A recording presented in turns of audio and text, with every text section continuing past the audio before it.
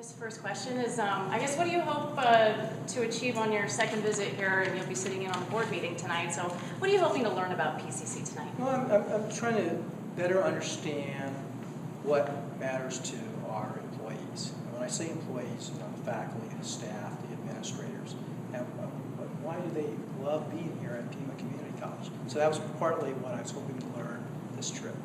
I'm sure you're hoping to get an idea about how this board works. Yes. So also, trying to better understand the Board of Governors and what matters to them and how they view the future in terms of going forward in light of the challenges that have been in front of us. And last time we spoke, you talked about transparency and fairness as being one of your focuses when you take this role. Yes. Any ideas of what your first items of business are as far as trying to establish this transparency? Right. So actually, I've been focused on what will be 6 goals moving forward. Let me just share what those 6 are. First is really restoring trust and confidence in the leadership of Pima Community College. And that will require defining clearly what the leadership expectations are going to be, what the kinds of competencies are needed to move forward as leaders. And I will work with the leadership team to define those areas more clearly. So examples of that are open and honest communication, fair, reasonable, consistent applications of policies and procedures, involving people who will be impacted by decisions, defining what we mean by accountability, and there's a number of other things. So I think that makes the point relative to that goal. The second goal is really to look at how do we prepare and respond to the Higher Learning Commission's requirement of the new accreditation model, the 5 criteria, the core components related to that. So as we look at the criterion, our focus on mission and making that clearly defined and understood. How do we conduct ourselves with integrity? How do we involve our faculty? And what are our learning resource capacities to do what we do as a college in service to our students and our community? And also this notion of being focused on continuous improvement. So what do we learn as we evaluate ourselves, and using that information to help improve what we do in service to our students and community? The other 4 areas, and I'll just hit one area to make the point, that is start to work with the Board of Governors and their development, and as they become more sophisticated about the operation of a community college, and specifically Pima Community College. So just those 3 plus a few others will be my focus as we move into the new academic year. How do you plan to reach out to faculty and student groups, some of these groups feeling like they weren't really heard from previous leadership? How do you plan to hear them out? So that work's already begun. So part of what I did on this trip was to begin to reach out to the different employee groups. So I met with the faculty group yesterday. I met with the staff group today to listen to them in terms of what they think are some ideas of what it would take to move forward.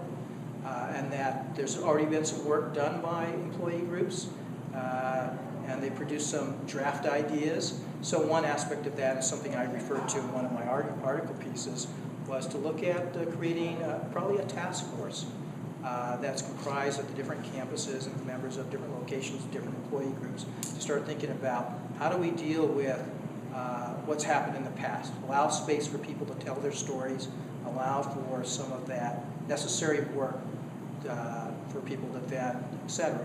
But also then moving from that, saying, what can we do to restore trust and confidence for you in terms of the leadership of Pima Community College? And then let's come up with some meaningful solutions so that we can really address the challenges. Because as we do that work, we've also got to deal with the reality of the Higher Learning Commission requirements. So these 2 things have to work in tandem as we move forward. So before you even start to address the probation concerns, is there a self-evaluation that's going to take place before? So these things are going to all happen in tandem. We don't have the luxury of trying to stage this with one piece going before another piece. I think these 2 pieces have to move at the same time. And the work's already being done now. That's the beauty. There's already work to form key groups that will start to address the concerns outlined by the Higher Learning Commission, and then start to look at getting the assumed practices monitoring report in place by August 1st, and then also then putting together the self-study that we must submit by July 1st of 2014.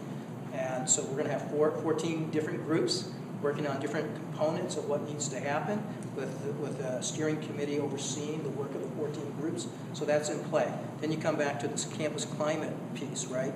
And then looking at probably creating a task force of some sort. And these are some early ideas that have been shared by employee groups.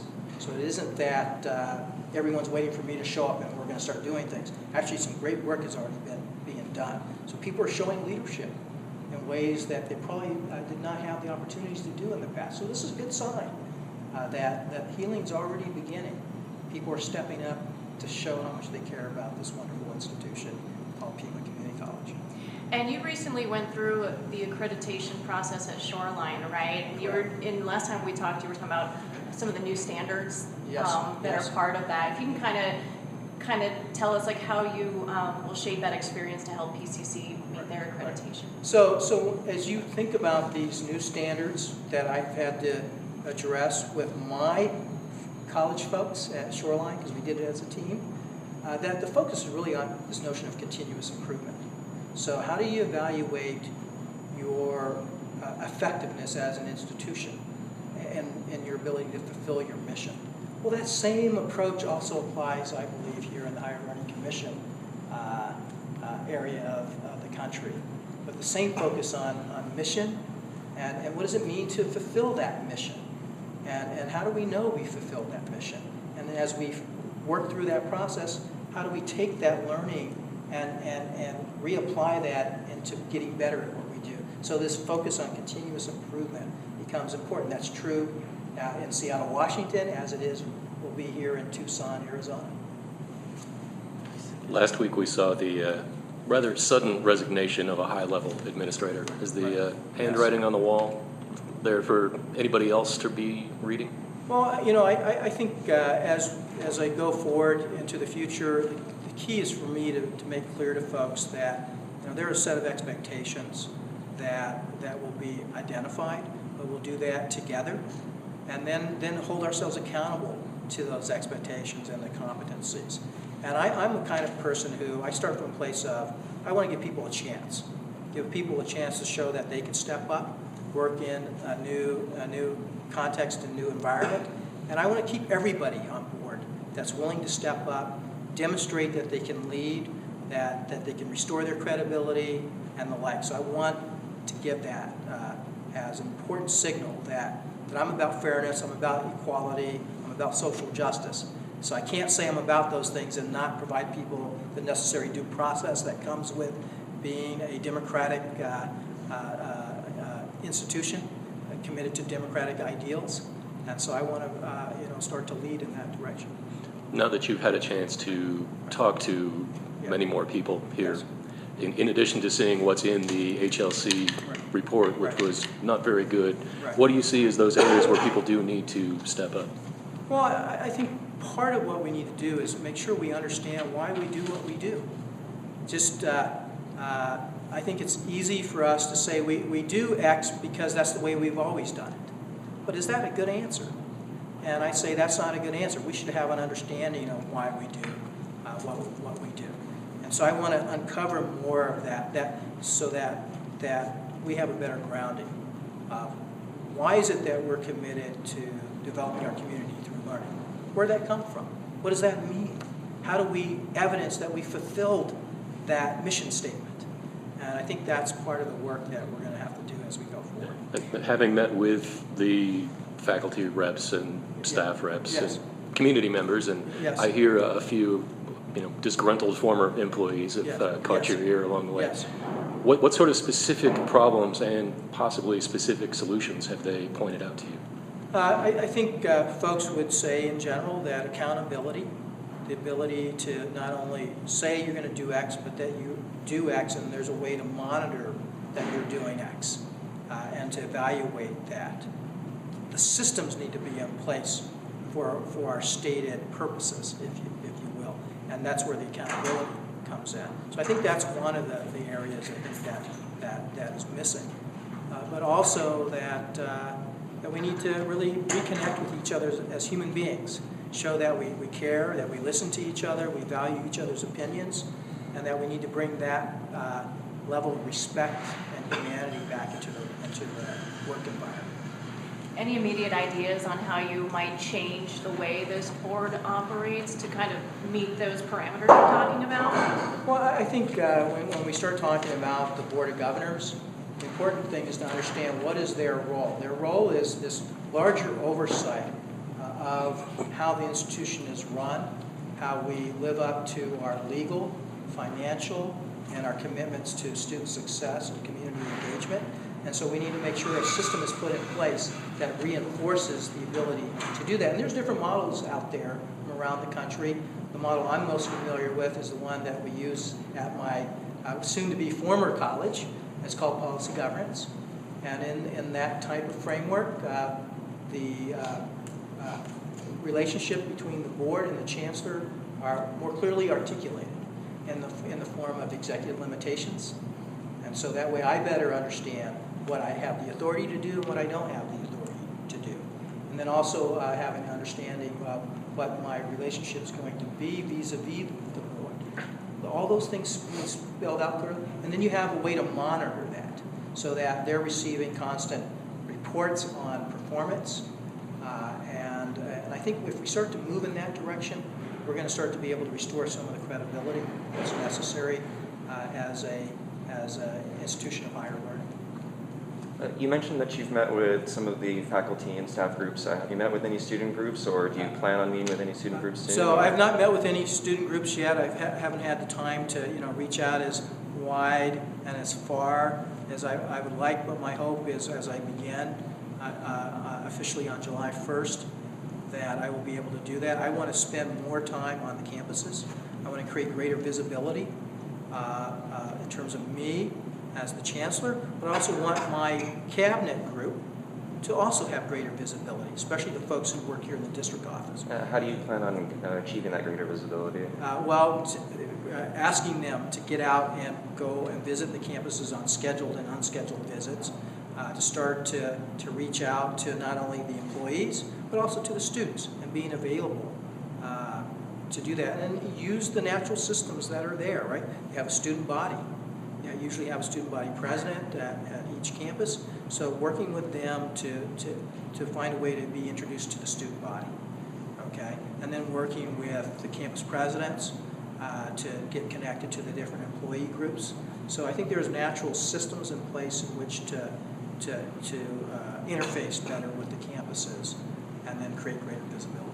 Will students be involved in that task force you were describing to us? I would love to involve students, and with students, the challenge is always going to be, are they, in terms of their schedules, in terms of whether they're an enrolled student during that semester, because this work is going to probably take better than a year, and so as you move through that continuity piece, but I think it's important to allow students to be exposed to that work in the learning, whether they're going to be able to be there one semester or a whole year or 2 years, right?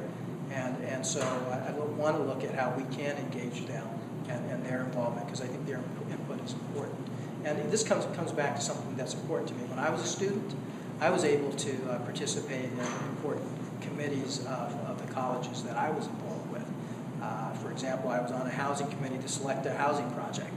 When I was in law school, I was on a hiring committee to select new faculty at the law school. So I think it's important that students have that opportunity to learn how these systems and processes work.